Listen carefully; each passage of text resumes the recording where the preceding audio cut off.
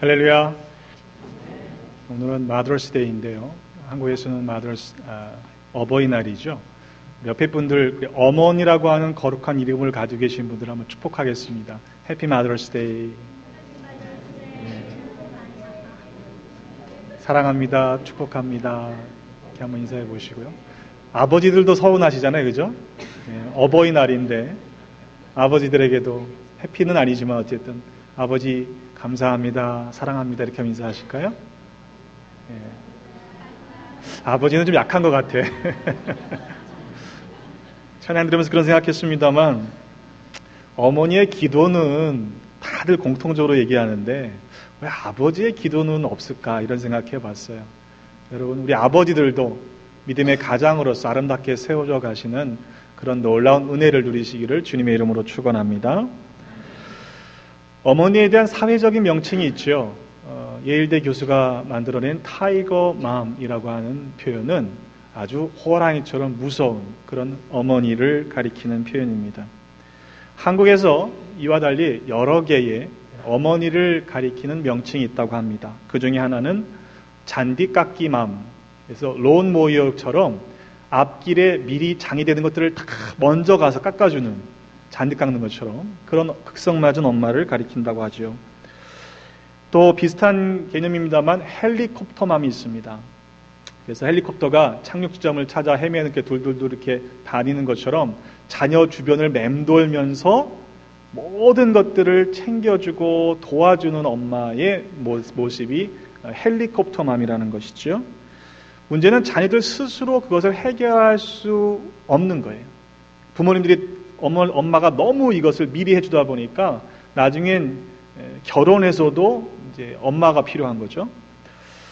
마마보이는 헬리콥터 맘에 의해서 만들어진다라고 얘기까지 하고 있습니다.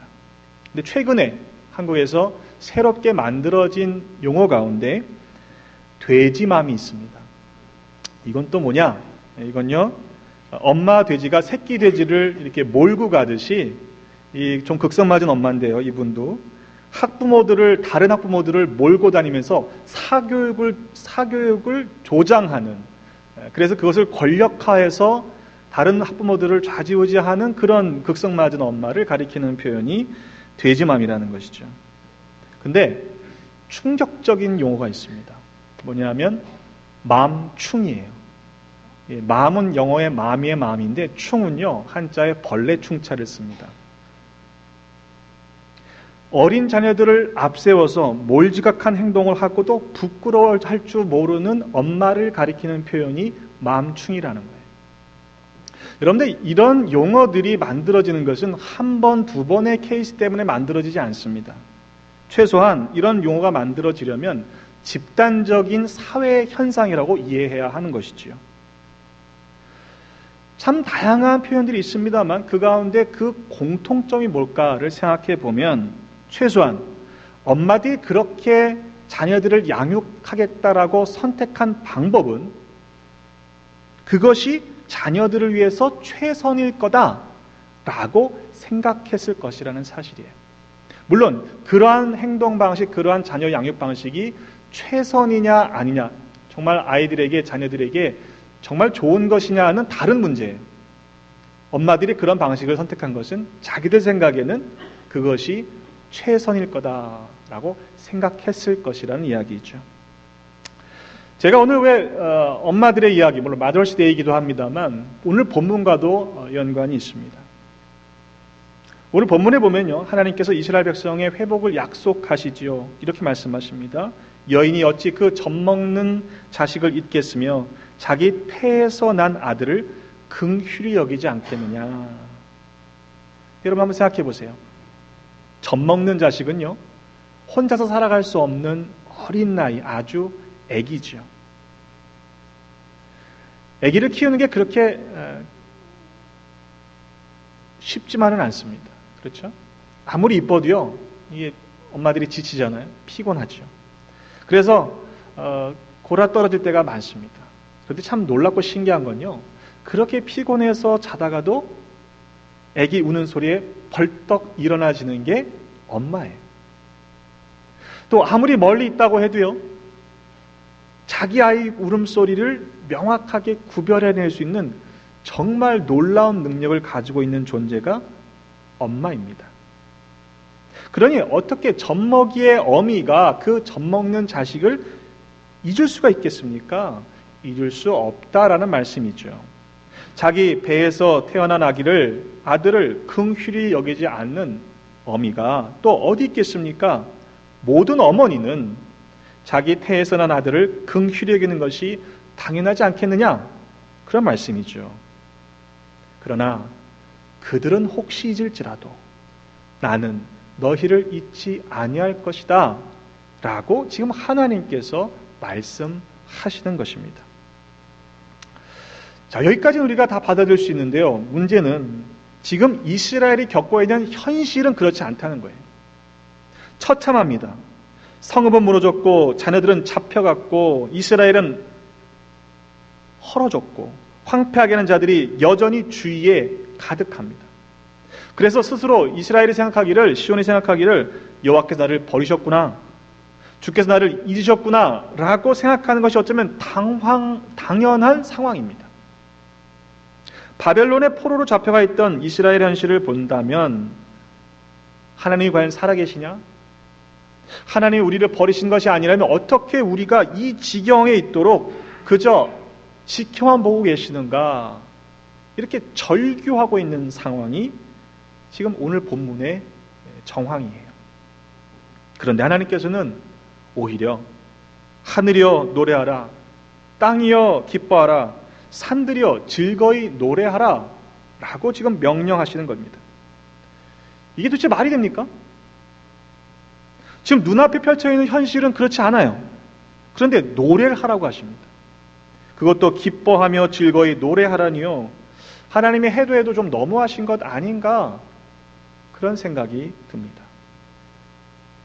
그런데 왜 하나님은 이렇게 말도 안 되는 상황 중임에도 불구하고 기뻐하며 즐거이 노래하라라고 명령하시는 것일까요? 오늘 본문 말씀 속에서 하나님께서 그의 백성을 위로하셨기 때문이라고 그 이유를 말씀하십니다. 그의 고난당한 자를 긍휼히 여기실 것이기 때문에 기뻐하고 즐거이 노래하라라고 하시는 것이지요. 젖먹이의 어미가 혹시 잊을지 모르지만 여호와 하나님 나는 결코 너를 잊지 않을 것이다 라고 약속하셨기 때문에 즐겁게 기뻐하며 노래해야 한다는 것입니다. 심지어는 너를 내 손바닥에 새겼다 하셨습니다. 우리가 실은 손바닥을 의식하며 살아가는 사람이 얼마나 있습니까만은 손바닥은요 우리가 언제라도 쉽게 또 자주 볼 수 있는 신체의 일부입니다. 그 말은 하나님께서 우리를 그만큼 계속해서 가까이 지켜보고 계시며 또한 보호하시겠다라는 의미이기도 하죠. 잡혀갔던 자녀들이 빨리 걸으며 이스라엘을 헐며 황폐하게 한 자들이 떠나가게 될 것을 약속하고 계시는 것입니다. 하지만 우리들의 현실적인 문제는요, 그 약속이 시제가 미래형이라는 거예요. 하나님이 약속하셨지 아직 이루어지지 않은 미래의 일이라는 사실입니다. 여전히 내 눈앞에는 적들이 얼쩡거리는데 지금 그 말이 무슨 위로가 되겠습니까? 아직도 황폐함 가운데에 주저앉아 있는데 그런 위로가 무슨 소용이 된다는 말입니까? 여러분, 이 시점에서 필요한 것이 무엇일까요? 바로 그게 믿음입니다. 하나님께서 그의 백성을 위로하실 때 하나님을 신뢰함으로 그 위로를 받아들이는 것이죠. 눈앞에 보이는 현실이 아니라 그 현실을 바꾸실 하나님의 능력을, 또한 그 약속을 지키시는 하나님의 신실하심을 믿어 의심치 않는 것이 지금 필요한 것입니다. 히브리서 11장 1절은 믿음은 바라는 것들의 실상이요 보이지 않는 것들의 증거다라고 말씀했습니다. 하지만 우리는 어떻습니까? 눈앞에 보이는 현실 때문에 걱정부터 앞서지 않습니까? 그렇게 하시겠다라고 약속하셨고 말씀하신 그대로 그것을 이루실 하나님을 확신하지 못한다면 결국 그것은 하나님의 능력을 의심하는 것과 그리 다르지 않을 것입니다. 그래서 히브리서 기자는 11장 6절에 믿음이 없이는 하나님을 기쁘시게 하지 못한다라고 말씀하고 있는 것입니다. 바라기는 우리 모두가 하나님을 기쁘시게 하는 믿음을 소유한 하나님의 자녀로 살아가시기를 주님의 이름으로 축원합니다. 한번 물어보세요. 스스로에게 과연 나는 정말 그 믿음이 있는가? 아니면 혹시 여전히 불안하고 염려하고 걱정하며 그것 때문에 내가 아무것도 할 수 없는 상황이라면 혹 그것이 그 이유가 하나님을 우리가 온전히 믿지 못해서 그렇게 사는 것은 아닌가 생각해 봐야 합니다. 다른 말로 바꿔보면 그것은 하나님과의 관계입니다. 하나님께서 나에게 어떤 분이신지 그 고백이 결국은 그 관계의 거리를 좁힐 수 있는 것이죠. 눈앞에 보이는 환경을 먼저 볼 것이 아니라 하나님과의 관계를 우리가 먼저 생각해야 하는 것이 바로 그 이유입니다. 사도 바울은 빌립보서 4장 13절에 말씀하기를 내게 능력 주시는 자 안에서 내가 모든 것을 할 수 있다라고 말씀했습니다. 내가 모든 걸 할 수 있어 라는 교만이 결코 아닙니다. 내가 하는 것이 아니기 때문에 그렇죠. 내게 능력 주시는 자 안에서 할 수 있는 것입니다. 때문에 내가 과연 주님 안에 있는가, 주님이 내 안에 계시는가, 그것이 우리가 먼저 살펴봐야 할 문제인 것이죠. 하지만 그 부분에 관심을 두기보다 우리는 먼저 눈앞에 펼쳐 있는 어떤 커다란 장애물의 현실의 크기에 내가 할 수 없을 것 같은 그런 장벽 때문에 소심해지고 기가 죽는 것이 사실입니다. 여러분, 커다란 장벽이에요. 넘어가기 힘든 어려운 문제입니다. 사실입니다. 그러나 우리가 기억해야 할 것은 하나님은 그보다 비교할 수 없이 더 크신 분이시라는 사실입니다. 비현실적이 되라는 말씀이 결코 아닙니다. 종종 이런 말씀을 드리면 현실과 떨어진 이야기다 라고 하시는 말씀들을 듣게 되죠. 맞습니다. 현실적이지 않습니다. 그런데 그것은 비현실적인 것이 아니라 현실의 차원을 넘어서는 초현실이라는 사실을 알아야 합니다. 물론 그러한 일들이 우리에게는 초현실적인 일들이지만 여러분, 하나님의 입장에서는요, 그것은 지극히 현실적인 일들이에요. 하나님의 능력을 의심하지 마십시오. 하나님을 믿으면 우리에게는 초현실적인 일들처럼 보이는 일들이 하나님의 능력 안에서 우리에게 현실로 경험되는 은혜를 누리게 될 줄로 믿습니다. 때문에 너무 쉽게 말해서는 안 되는 것이죠. 하나님이 나를 사랑하지 않으시나 봐. 하나님이 나를 버리셨나 봐. 여러분, 그 의미가 얼마나 엄청난 것인지를 안다면 그렇게 가볍게 내뱉을 수는 없을 것입니다. 그것은 하나님을 오해해도 한참 오해했기 때문이죠. 내 시각으로, 내 판단으로 하나님이 길다 짧다 말할 수가 없는 거예요. 우리가 만약 그렇게 말하려고 하면요, 최소한 하나님을 잴 수 있는 도구가 있어야 됩니다. 그렇죠? 또 우리가 하나님을 재려면 최소한 하나님보다 커야 그 도구를 가지고 하나님을 잴 수가 있겠죠. 만약 우리가 하나님이 나를 사랑하지 않으신가 봐, 하나님이 나를 버리셨나 봐, 이렇게 얘기한다고 한다면 그것은 우리가 하나님보다 크다라고 생각하는 것과 다르지 않다는 이야기입니다. 그럼에도 우리가 하나님을 경험할 수 있는 것은요, 하나님이 자신을 우리에게 드러내시고 보여주실 때 그 부분만큼을 우리는 경험하게 되는 것이죠. 하나님의 그 사랑을 우리에게 베풀어 주실 때 그것을 누릴 수 있는 삶을 살아가시기를 주님의 이름으로 축원합니다. 누군가에게 잊혀진다는 것은 참 서운한 일일 것입니다. 이민 생활 속에서 겪는 어려움 중에 하나가 그런 것 같아요. 고국에 두고 온 사람들이 점점 나를 잊어간다는 사실이죠. 아마 한국에 우리 교인들은 자주 왔다 갔다 하십니다만 오래간만에 한국에 가시는 분들은 기대감이 있습니다. 야, 가서 누구 만나야지 이런 마음을 가지고 가시는데 막상 한국에 들어가서 보면요, 만나보면요, 그 사람들이 그렇게 기다리고 있지 않더라는 거죠. 그럴 땐 서운한 마음이 듭니다. 제 경우에도 그랬던 것 같아요. 한국에 제가 신학교 다닐 때 일찍 유학을 온 친구들이 있었어요.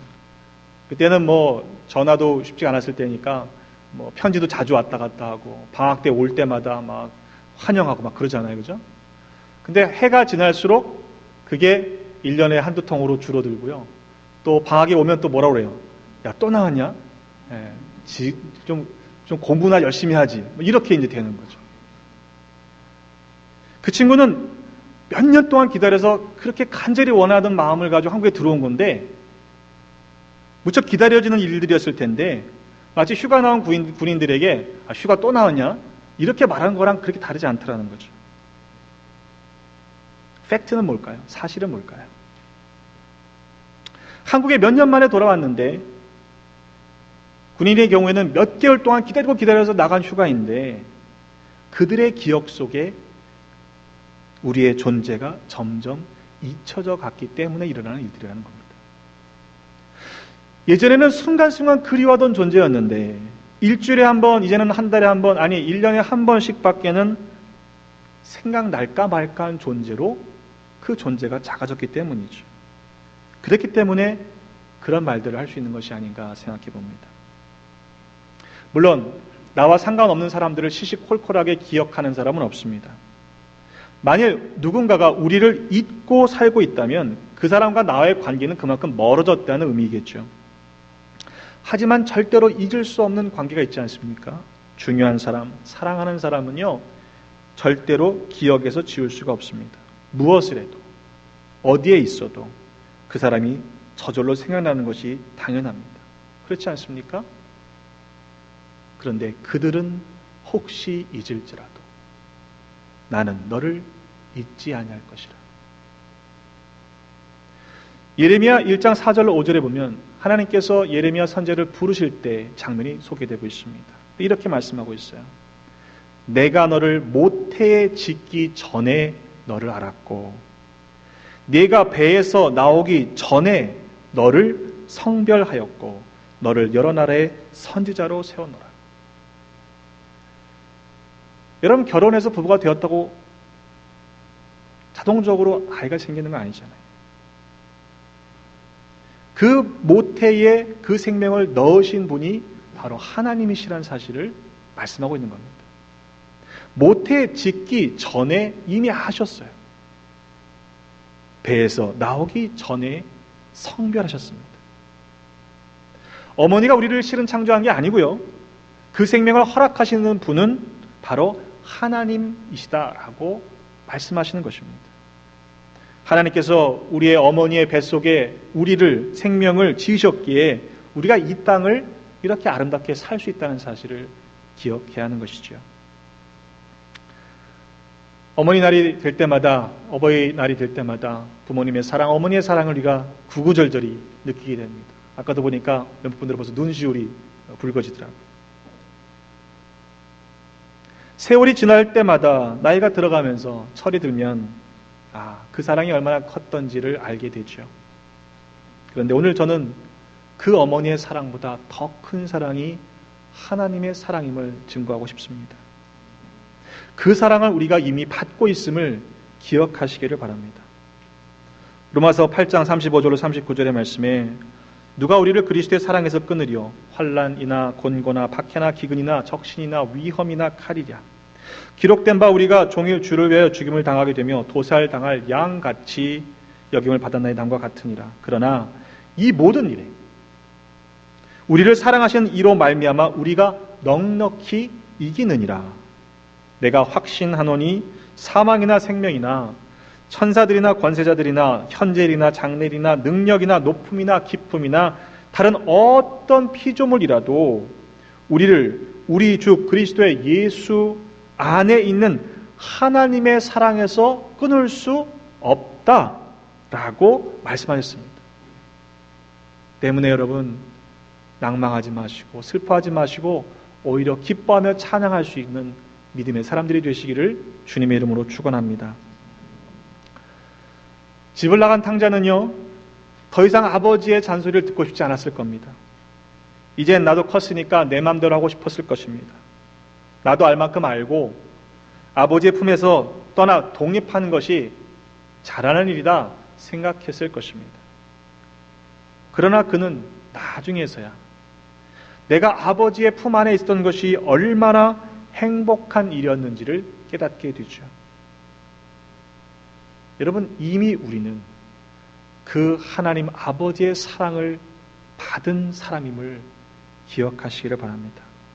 때문에 우리의 눈앞에 있는 현실적인 문제나 어려움으로 인해 더 이상 슬퍼하거나 염려해서는 안 되는 것입니다. 하나님은 우리의 아버지이시고요, 동시에 하나님은 우리의 어머니도 되십니다. 제가 하나님 어머니라고 했다고 또 저 목사 이단이라고 말씀하지 않으셨으면 좋겠어요. 하나님은 부성과 모성을 다 가지고 계신 분이다, 이런 얘기예요.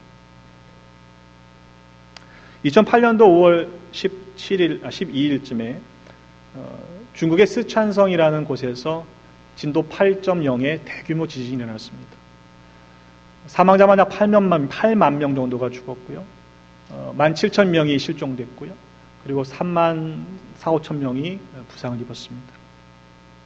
그 폐허 속에서 구조대가 발견한 한 장면은 한 20대의 엄마가 바닥을 향해 무릎을 웅크린 채 숨을 거두고 있는 그런 장면이었습니다. 그녀의 몸 안쪽에는 잠든 어린아이가 있었어요. 놀랍게도 그 어린아이는 다친 데가 없었습니다.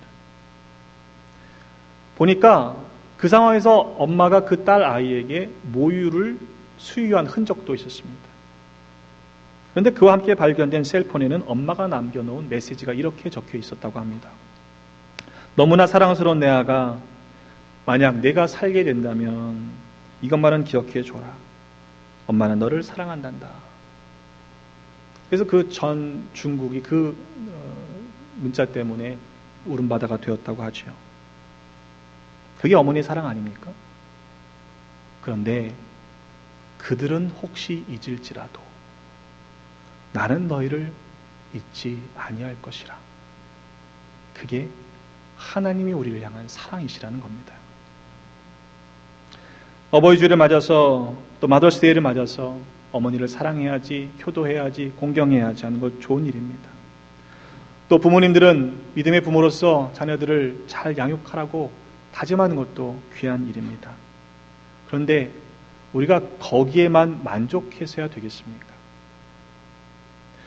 우리의 어버이 되시는, 아버지 되시는 하나님과 자녀된 우리는 과연 어떠한 관계 안에 있습니까? 우리를 낳으신 하나님 아버지, 그분을 향한 자녀된 우리의 모습은 과연 어떠해야 할까요?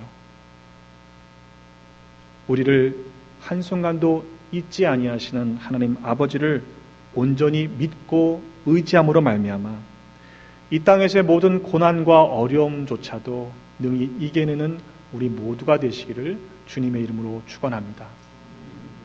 여러분, 그것이 하나님과의 관계가 곧 믿음이라는 것을 마음속에 품고 이 때를 지나가시는 우리 모두가 되시기를 주님의 이름으로 축원합니다.